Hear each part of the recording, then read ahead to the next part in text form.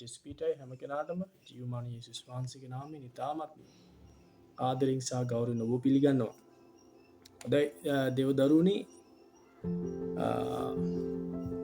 ඔබ සමග පොඩි දෙයක් බෙදාගන්න කැමති. දේව කරුණාවෙන් ස්වාමීන් වහන්සේ කාර්යයක් මගේ හදවතේ තිබුණු කාරණාවක්. එනිසා මා මේ ගැන කතා කරන්න වීරයෙක්වත් දක්ෂයෙක්වත්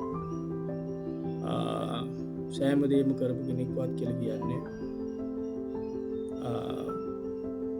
මොකද මේ මාතෘකාව අද මුළු කිතුණු සභාව ක්‍රිස්තියානි පවුල් එතකොට දේවදාසයන් සේවාවන් පවා විනාශ කරපු කාරණාවත් තමයි මේ මාතෘකාව කතා කරන්නේ. මේ මාතෘකාව ඔබ දකින්න ඇති ටයිටල් එක මේක ඔබට වැටහෙනවත් ඇති මොකද්ද මේ ගැන කතා කරන්නේ. ඉතින් දේවදරුවනේ මේ මාතෘකාව බොහෝ වෙලාවට බොහෝ ස්ථානවල කතා කරන්නේ නැති මාතෘකාව මම දැකලා නැහැ මගේ අත්දැකීමෙන්. ඉතින් ඒ නිසා දේවදරුවනේ මම කැමති මේ ගැන යමක් බෙදා ගන්න. ස්වාමීන් වහන්සේ යම් කෙනෙකුට මේ ප්‍රශ්නේ යන කෙනෙකුට මේ උපකාරයක් වෙයි කියලා මම විශ්වාස කරනවා.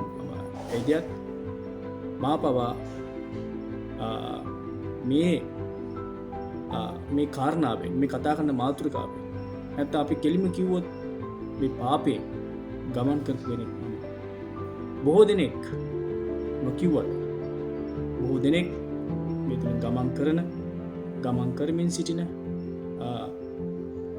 ඉන්නවා අපේ සභා පවුල ඇතුලේ සමස්ත ක්‍රිස්තියානි. ඒක මම මුලදීම කිව්වේ මේක මහා විනාශකාරී පාපයක්. මේ පාපය නිසා බොහෝ දෙනෙක් විනාශ වෙලා තියෙනවා. ඒ නිසා දේවදරුවනේ ඒකයි මම මේ ඔබ දකින්න ඇති මේ මාතෘකාව මේ ටයිටල් එක ඔබට යමක් වැටහෙනවා ඇති. ඒ නිසා මම කැමති මේ ගැන කතා කරන්න යුක්ත. ඉතින් ඒ නිසා ස්වාමින් වහන්සේ යම් කෙනෙකුට අද දවසේදී කතා කරයි මේ වචනේ තුලින්. ඉතින් මම විශ්වාස කරනවා ස්වාමින් වහන්සේ ඔබගේ හදවතට කතා කරනවා. එතකොට දේවදරුවනේ අපි ඉංග්‍රීසියෙන් කියන මෙන්න මේ වගේ වචනයක් කියනවා fight like a man. fight like a man. පිරිමියෙක් වගේ සටන් කරන්න. හරි. අපි මේ වචනේ සමහරලාට අපි මේක පාවිච්චි කරන සමහර අවස්ථාවලදී. හරිද? අපි සමහරලාට මොකක් හරි රණ්ඩුවක් වුණාම සමහරට අපි යාළුවන් වගේ අපි සමහරලාට බීලුට ගියා ගන්නවා. පිරිමියෙක් වගේ ගහ ගන්නවකෝ ඔයි කියලා. ඉතින් ඒ වගේ දේවදරුවනේ අපි මෙන්න මේ පාපේදීත් අපි එන්න මේ වගේ අපි ගහ ගන්න ඕනේ මේ පාපයත් එක්ක හැදෙයත් මේක සටන් කළ යුතු කාරණාවක්. දැන් මම තව දෙයක් මතක් කරන්න ඕන තමයි මේ අපේ මානසික බල ශක්තියෙන් අපිට බෑ මේක පරාජය කරන්න. පළවෙනි කාරණාව. අපිට බෑ මේක සටන් කළ ජය ගන්න. මේක ක්‍රිස්තුස් වහන්සේගේ ආත්මයන්න් වහන්සේගේ ශක්තියෙන් පමණයි මේක දමනය කර හැක්කේ කියලා මම මතක් කරන්න ආසයි. මොකද අපේ මනස අපේ මානසිකය මේකෙන් පස්සේ මේ පාපයට වැටුණාන් පස්සේ මේකම තමයි සොයන්නේ. මේක නිකන් කුඩු වගේ, මේක අයිස් වගේ, මේක මත්ද්‍රව්‍යයක්. මේක මත්ද්‍රව්‍යයක් දේවදා. ඒ නිසා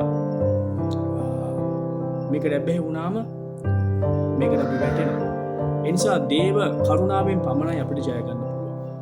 ඉතින් දේවදරුවනේ මම කැමති ඔබ සමග අධ්‍යයක් බෙදා ගන්න. මොකද අපි පිරිමියෙක් වගේ මේක සටන් කරන්න අපි වීර්යය කරන්න ඕනේ ක්‍රිස්තුස් වහන්සේ සමග. මොකද පළවෙනි තැන ක්‍රිස්තුස් වහන්සේ ඕන අපට උදව් කරන්නේ.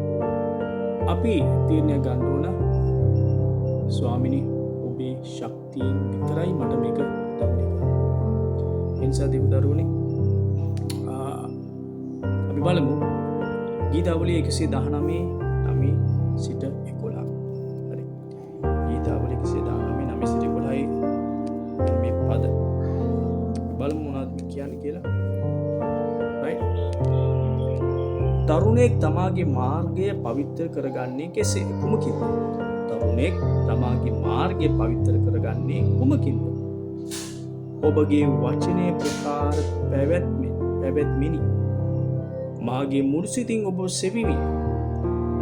ඔබගේ ආඥාවලින් මුලා යන්න මට ඉඩ නොදුන්නා. ඔබට විරුද්ධව පව් නොකරන පිණිස ඔබගේ වචනය මාගේ සිතේ නිදාන කරගන්න.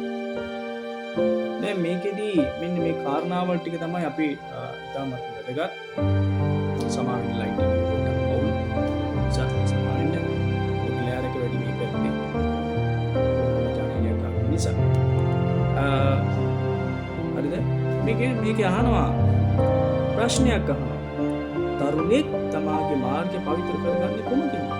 දැන් ඔබ ඒකට ඔබගේ ප්‍රශ්නය අහුවොත් ඔබ කොහොමද උත්තර දෙන්නේ? මම මාගේ මාර්ගය පවිත්‍ර කරගන්නේ කොහොමද?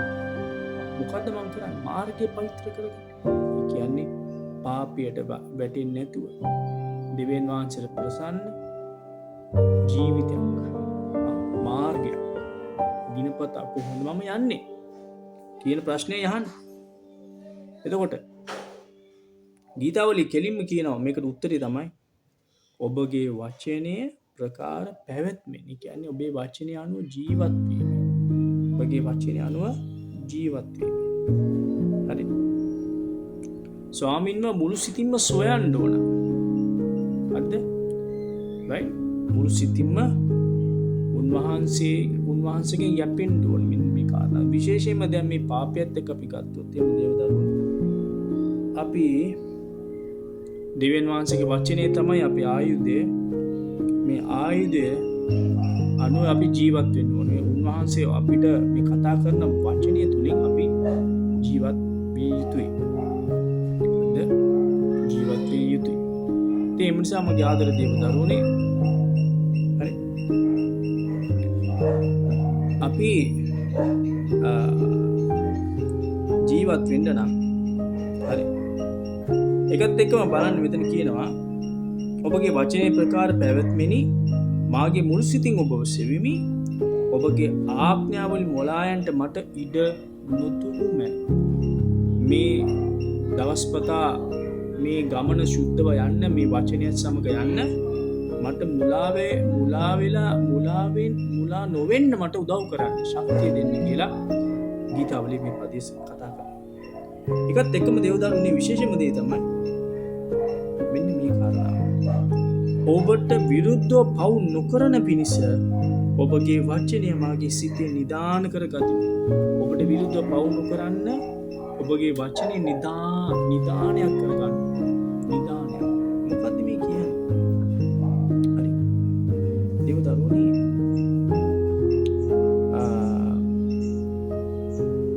අපි ඔය නිදානයක වටිනාකමක් නිම කරන්න පුළුවන්. ද නිදානය කියන්නේ හරිද? අපිට වටිනා වස්තුවක් හමු වුණොත් හරිද? අපිට ගෙදර හංගනවට වඩා සමහරට ගෙදර පෙරලලා හරි එක හොයාගන්න පුළුවන්. right? සමහර මනුෂ්‍යයන් ඉස්සර අපි සියලා මොනවද කරන්නේ? කෙලිම වලක් කපලා පස්සට හංගනවා. ඒක තමයි හොඳම විදිය. හරි කාටවත් තේරෙන්නේ නැති දැනෙන්නේ නැති විදියට හංගනවා. ඒ නිසා දේවදරුවනේ මෙතනදි කතා කරනවා. හරි. සිතේ නිදායි කියන්නේ හරිද? මේක අපි මේ වචනේ අපි නිකන් කියවලා බයිබලේ වහලා තිබ්බොත් එම් අපි ඉබේම අපි පාපයට වැටිලා ඊළඟ පරීක්ෂාව එනකොට අපි ඒක නිකන් අර පාවෙන්න ඒ වචනේ අපි නිකන් අර කියෙව්වා ආරයි. එතකොට මොනවද වෙන්නේ? අපේ හිතේ එක නිදාන් කරගෙන නැහැ. අපි එක පස්සට හංගගෙන නැහැ. අපේ සිතේ හරිද? මතක තියාගන්න අපේ ජේසුස් වහන්සේ කතා කරා සිත් වර්ග කීපයක් ගැන. හරි. එතකොට ජේසුස් වහන්සේත් කියනවා සරුසාර පසේ තමයි දේව වචනය පලහට ගන්න. එතකොට දේවදරුවනේ පලහට ගන්න දේව වචනය අපි ඌමනාවෙන් අපි මේ වචනය දෙවියන් වහන්සේ වචනය අපි සගමන්න ඕන. ඒ කියන්නේ මේක අපි ඩීප් යන්න ඕනේ වචනේ. හරිද? වචනේ නිකන් කියවන්න එපා. වචනේ කියලා නිකන් කියවනවා කියන්නේ දේවදරුවනේ ඊළඟ පරීක්ෂාව වෙනකොට ඔබ වැටෙනවා. ඔබ ඔබගේ ශක්තිය ගැන ඔබ විශ්වාස කරලා ඔබ වැටෙනවා ඊළඟ පාර.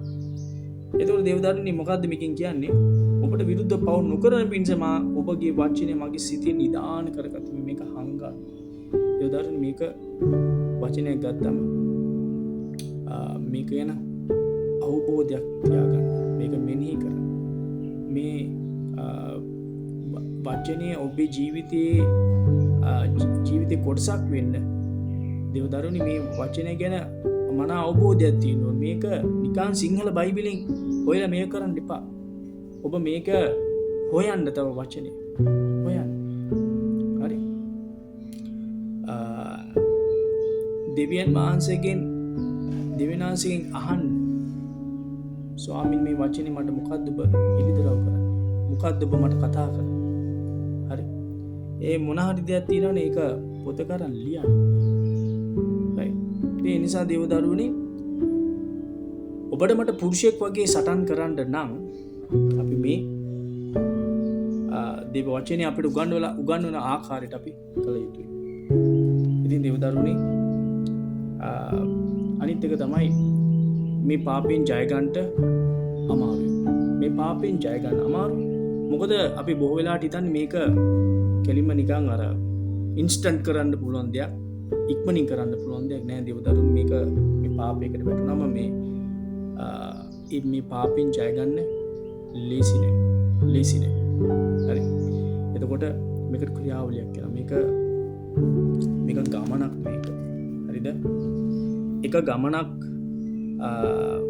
පටන් ගන්න නම් දේවදරුවනේ ඉස්සෙල්ලාම එක පළවෙනි අඩියෙන් තමයි පටන් ගන්න. ඒ කියන්නේ කිලෝමීටර් දහසක ගමනක් පටන් ගන්න නම් මොකද්ද ඉස්ලාම් තියන්නේ? පළවෙනි අඩිය තියන්න ඕන. මොනවාද? පළවෙනි අඩිය.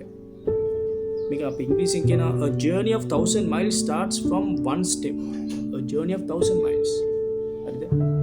කිලෝමීටර් 1000ක ගමන ආරම්භ වෙන්නේ පළවෙනි අඩිය අපි තිබ්බොත් විතරයි. ඒ නිසා දේවදරුවනේ මේක අපි හිතන්න ඕනේ. මේක ගමනක් අපි යන ගමනක්. හරි. ඒ නිසා මේ ගමන පටන් ගන්න පළවෙනි අඩිය තියන්න විශ්වාසයෙන් දෙවියන් වහන්සේ ඔබට උදව් කරයි. ඔබ මේක තිබ්බොත් තමයි ස්වාමීන් වහන්සේගේ උපකාරය, right, අනුග්‍රහය, උන්වහන්සේගේ මඟ පෙන්වීම. ඒ නිසා දේවදරුවනේ මම විශ්වාස කරන දෙවියන් වහන්සේ යමක් කතා කරන්න ඇති කියලා. නම් අපි නැවතත් ඔබට ජේසුස් පිටයි.